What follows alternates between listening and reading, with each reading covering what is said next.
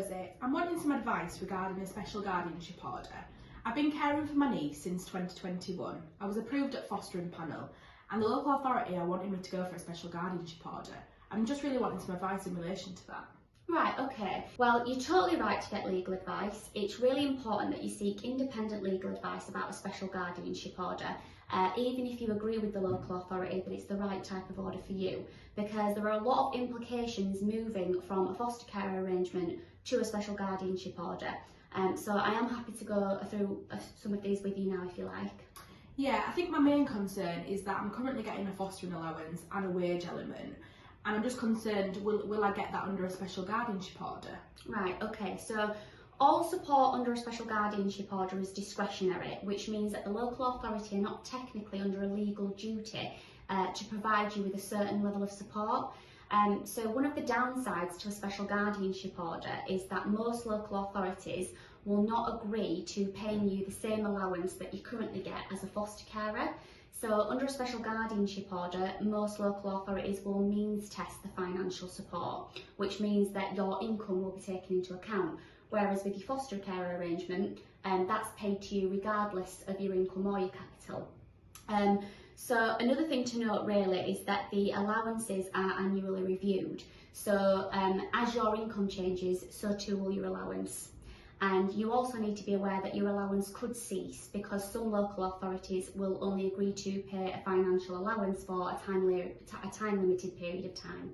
I mean, that's certainly worrying because I gave up my job to care for my niece, so that does worry me. I mean, what happens in terms of contact, because the birth parent's contact is currently supervised by the local authority? Right, okay, so the local authority will recommend that the parents have a certain level of contact post special guardianship order, and that's likely to be much less than what they're currently having. It's unlikely that the local authority will agree to supervising contact once the SGO is granted, and it will be down to you as the special guardian to arrange and facilitate contact directly with birth parents, and that can obviously be quite challenging, especially where there's damaged family relationships. What if I don't agree with that frequency of contact that's recommended? So the local authority can only recommend contact frequency unless there's a specific order defining what contact should be taking place. So under the special guardianship order, it would be down to you as the special guardian to review and assess contact moving forward. So if you think that it's in your niece's best interest to have increased contact, then you can facilitate that. Similarly, if you don't think that it's in her best interest, then you can reduce it. So I would recommend that you keep a contact diary post special guardianship order, just setting out what contact's been offered, what's been missed, any issues that has arisen, because if parents are unhappy with the level of contact that's being offered, they can make an application to the court. So it's just handy for you to have your reasons there in order to be able to justify any changes that you've made to contact.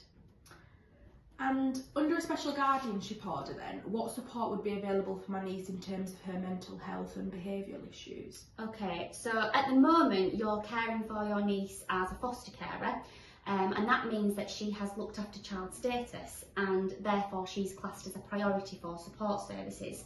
So at the moment the local authority have a legal duty towards your niece to refer her for any support services that she might need, and should be at the top of any waiting list as a looked after child.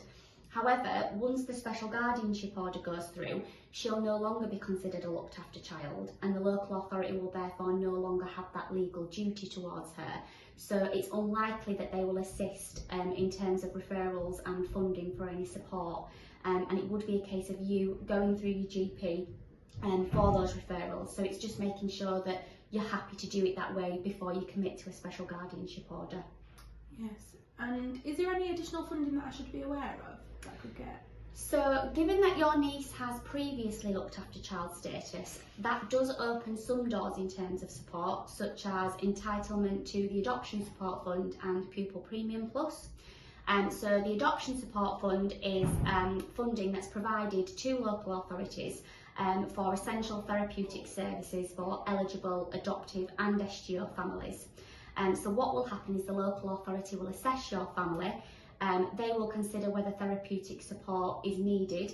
At that point they'll make an application to the Adoption Support Fund, and if that's granted, the local authority will then purchase the necessary support that's required for your niece. Pupil Premium Plus is additional educational funding that's provided by the Department of Education to schools for children that are looked after and previously looked after. That's great. Thank you so much for your help, Rosie. You're welcome.